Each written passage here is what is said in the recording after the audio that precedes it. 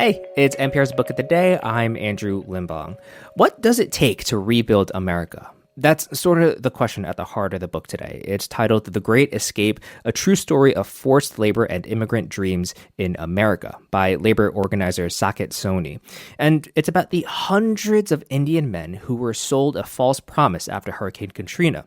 A company came up to them and said, hey, give us $20,000, come to America, help us rebuild some oil rigs, and we'll give you a new green card. Of course, that green card never came, and they were forced to work under squalid conditions. The book is one of NPR's books we love this year because of how it highlights not just the exploitation going on, but the humanity of these men. Saket Soni talked to Here and Now's Deepa Fernandes about how the thing that actually helped organize these men to fight for their rights was food. That's after the break. Support for this podcast and the following message come from South Carolina Federal Credit Union. Owning a home is still possible if you ask the right people, like the home loan advisors at South Carolina Federal Credit Union. You could be closer to owning a home than you think with options like no money down and adjustable rate mortgages. Rely on South Carolina Federal for guidance through every step of the home loan process. Learn more at scfederal.org/home loans. Qualifications and restrictions apply. Equal housing lender. In 2006, Saket Soni was a labor organizer working in New Orleans when he received a phone call from a stranger in Mississippi desperate for help.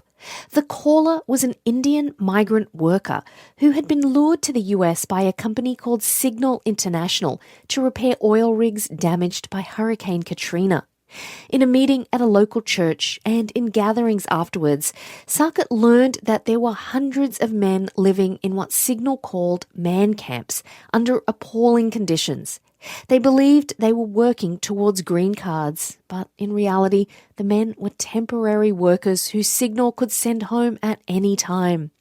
Eventually, Saket helped the men escape and led them on a march to Washington, D.C. to publicize their plight and help them stay in the U.S. But all along the way, they were shadowed by agents of ICE and continually being discredited by Signal. Saket Soni writes about their journey in his new book, The Great Escape, and he joins us now. Welcome, Saket. Great to be here. So, Saket, I met you in the years after Hurricane Katrina in Louisiana, where you were organizing and I was reporting. You introduced me to Peruvian migrant workers brought in to do the rebuilding and to African Americans displaced by the storm. And I distinctly remember you telling me your suspicions about Indian workers who were stuck in these indentured-type camps. And I remember thinking this couldn't possibly be true. Yes, well, I remember that. And I think we met in New Orleans right around the time that I started getting these mysterious midnight phone calls from men who insisted on remaining anonymous, but told me that they had been brought from India to rebuild somewhere in Mississippi. I went on a hunt for them and found them. It turned out that my mysterious callers were just a few among 500 men. And they were basically locked into these camps and only allowed out on the company bus. Describe the conditions they lived in. They were working round-the-clock shifts behind barbed wire fences, living 24 to a trailer, and eating nothing more than frozen rice. The recruiters charged them $20,000 apiece for green cards, but there were never any green cards. The small, narrow window of freedom they were given was on Sundays they were allowed to go to church. Now, there were Hindus and Muslims among the workers, and even they would go to church just to enjoy a small measure of freedom. When I got to that church for a clandestine meeting with 3 men, I was reaching for the doorknob, rehearsing my speech, opened the door, got ready to give the speech, and there were 100 men and hundreds more where they came from. You know, some people might wonder, like, $20,000 for a green card. You know, these workers came from very humble families of little wealth. How were they able to get such a sum of money? You're absolutely right. $20,000 represents generations of savings. These were people who sometimes earned $1 a day, sometimes $5 a day. But the way they were able to afford it was they sold ancestral land, they put their homes on hock, They sold jewelry and all of their assets. And then on top of that, took high interest loans, 17 to 20% interest loans, often from violent moneylenders who started circling their families once the men left to the United States. You came to believe pretty early on that these men were victims of trafficking, and that ends up winding its way through the book because that's how they might get to stay in the United States, not the That's green right. cards they were promised. How do you make the case that they were victims of trafficking and not simply kind of defrauded, like scammed out of $20,000? Yeah, we made the case that this was not just garden variety labor abuse or even awful conditions. This was actually forced labor and human trafficking. But it wasn't the kind of trafficking that U.S. officials and adjudicators are used to. These were skilled workers, all men, and they weren't confined in the basement of a restaurant the way many trafficked workers are. These were men who fell captive principally because of the loans they took and the incredible debt they undertook to pay the recruiters $20,000. They now were in a relationship of servitude with Signal International, with this company. They were not free to leave, not because they were trapped by a lock and key, but because their debts kept them, even past the point that their visas expired, even when they were undocumented, kept them at work and inside Signal's labor camps. To get to the point where you could prove this, you had to convince workers that they had to take direct action. And I think for me, what I read in this story is not just the power of community organizing, but how challenging it is. Talk to me about not just trying to win relief for one man or two men, but using them as a group. Yeah, at the heart of the book and at the heart of the campaign to free these men was a deep and very unlikely friendship I forged with one of these workers. This was Rajan, who was deep in that crowd of 100 people. He reached out to me secretly afterwards, and we partnered to bring the men out of the labor camp and put them on a freedom march. And it started in the unlikeliest way. It started with Indian spices. What Rajan knew was that the way these men had been made to feel so deeply less than human was that the company denied them food. They were eating this frozen rice. That's all they ever ate. And Rajan had me smuggle in Indian spices. And he commandeered the cafeteria in the labor camp. And he cooked these men an Indian meal to revive them and produce some hope.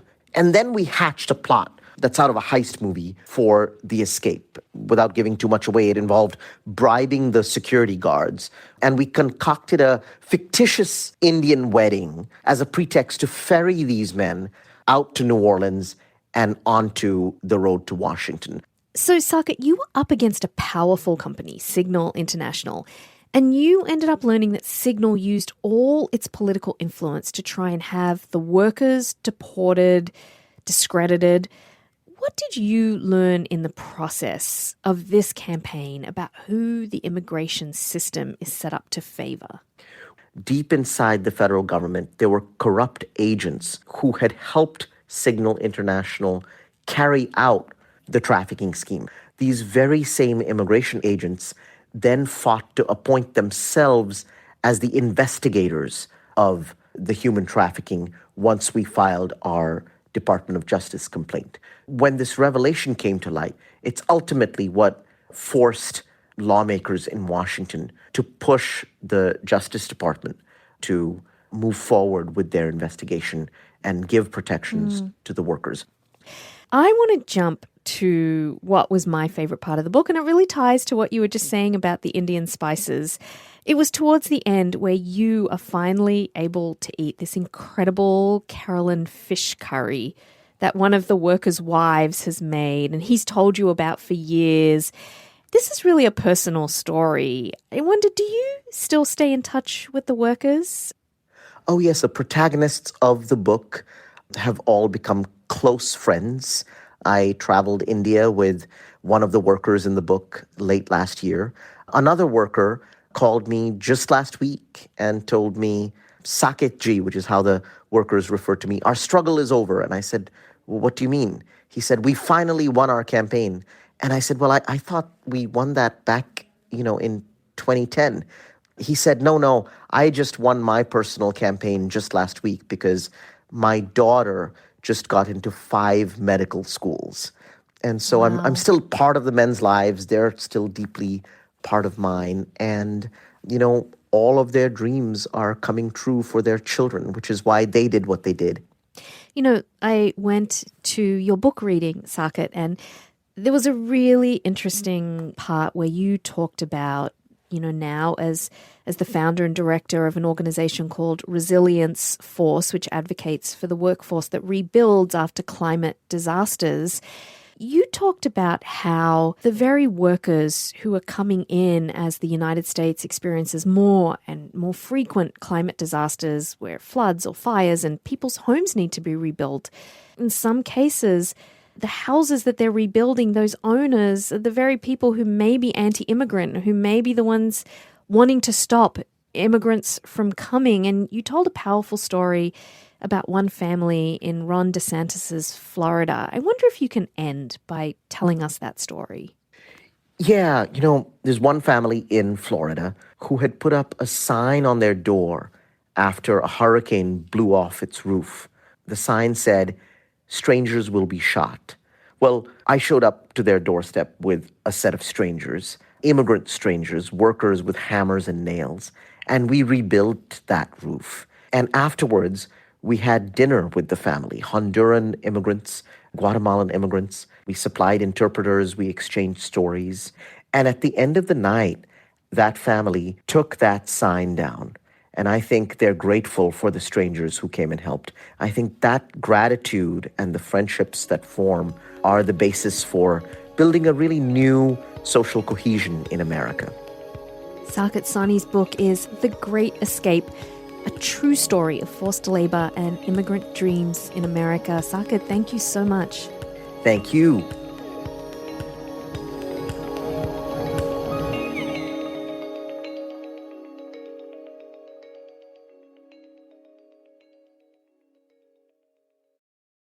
The world of podcasts can feel overwhelming. We'll let you in on the easiest way to find your next favorite show. Head to npr.org/podcasts. From politics to pop culture to music and everything in between, you'll find a selection of shows that'll make you a superfan in no time. Support for this podcast and the following message come from South Carolina Federal Credit Union, a member-owned financial institution serving 6 major markets across South Carolina. Their warm, welcoming, and friendly staff are eager to help you turn your financial dreams into a reality. South Carolina Federal Credit Union invites you to become part of their family today. Learn more at scfederal.org, insured by NCUA. This message comes from NPR sponsor Autograph Collection, part of Marriott Bonvoy. Each of the almost 300 independent hotels in the Autograph Collection are designed to be exactly like nothing else. Visit autographcollection.com to find something unforgettable.